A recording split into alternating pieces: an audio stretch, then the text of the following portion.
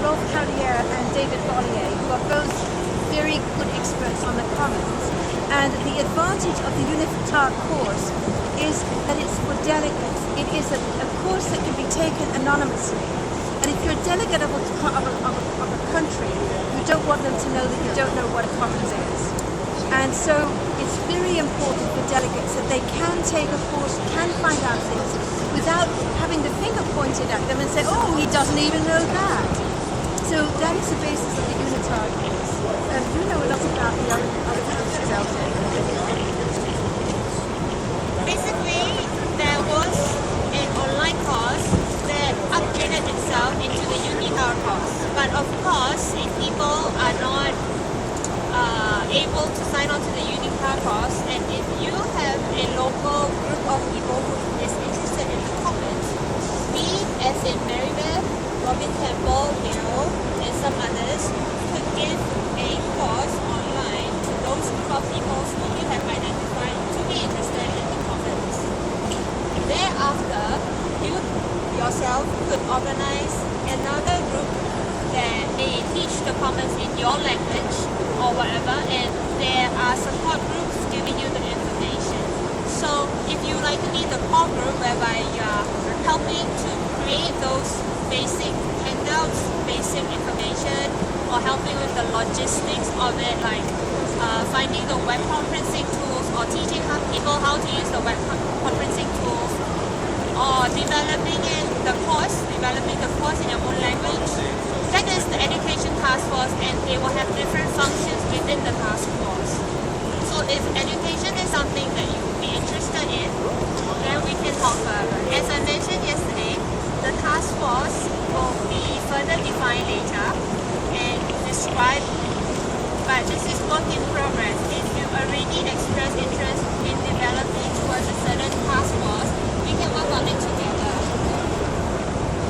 Is this understandable? So besides the education task force, you have Okay. the hard stories, maybe you can talk more about it like you did yesterday.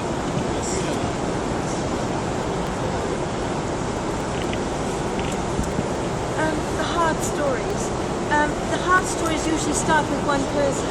I think about in the Arab countries, one little lady, a woman in an Arab country, a world that tends to be dominated by men, who normally the women would wear a veil, who decided that it was important that people should get together and make a change, the Arab Spring, and who put the word out via all the social media. What came together were people from all over Egypt who then together found ways to get rid of an entrenched government that was not a representative of the people. And not only that, but to inspire the Wall Street movement.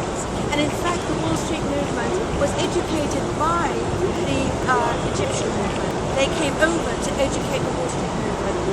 So you have an idea of one person, and what gets together are a lot of people who together take matters in hand, decide on a peaceful manner in which there is no particular domination by one or the other, to then undertake an action. It doesn't mean to say it's not coordinated. Of course it is, that there isn't an action plan, there is, but it's done in a democratic manner so that there's not one person dominating. So this is an example of a commons. I was sitting next to a woman who represents IUCN, the International, it was the International Trade Union Corporation, on the Norwegian delegation. Norway is a country which has a marvelous commons approach. We'll talk about this another time. But she was talking about trade unions, and these are groups of people who together in a democratic fashion create as product a good working environment for the workers and possibly for the managers. This is another form of commons. So these are sort of heartwarming stories because they deal with one person who's done something that's had a wonderful success. So these are examples of commons. And if we can get a few of such examples into newsletters again and again, people will get to understand that the commons is commons cause. But it's particular people who are stewarding those commons goods to create products that are in the benefit for all people. And they'll understand what the commons is, and they'll get inspired to create commons in different ways. Finally, there is then a big challenge which I don't know how to deal with, and that is to get ways in which groups work together. It's often easier to work together here at the United Nations, and we go home and we say, well, we're buddies and we're going to work together, and we get together, and then at home we fall apart and we do our own little thing. So this is a big challenge, and I don't know how to get over it.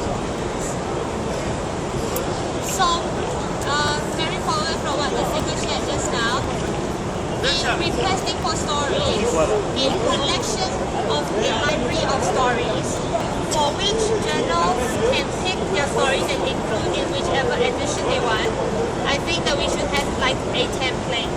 So the task force would be, for these hard stories, who would like to work on developing a template and also for contacting good people to contribute and managing this library of articles and talking to people like journals who would like to include them, put them on their blogs and periodic times. This should not go out all at once, but should be like a timely thing. So if anybody is interested, can we have an indication on working on this one? Thank you. Beth is probably going to work on it because she's putting out a newsletter with Parliament. Yes, but not especially about that. About the comments, right? Any question?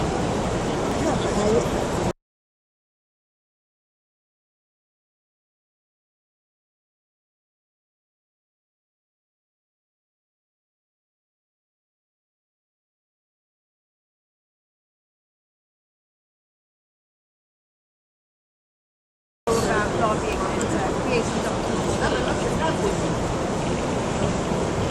I think for us, we have to figure out a way to work with you that fits with the work we're doing, because we have a full-time job there. Yes. So I don't think we can make or at least I can't make a decision today how to help.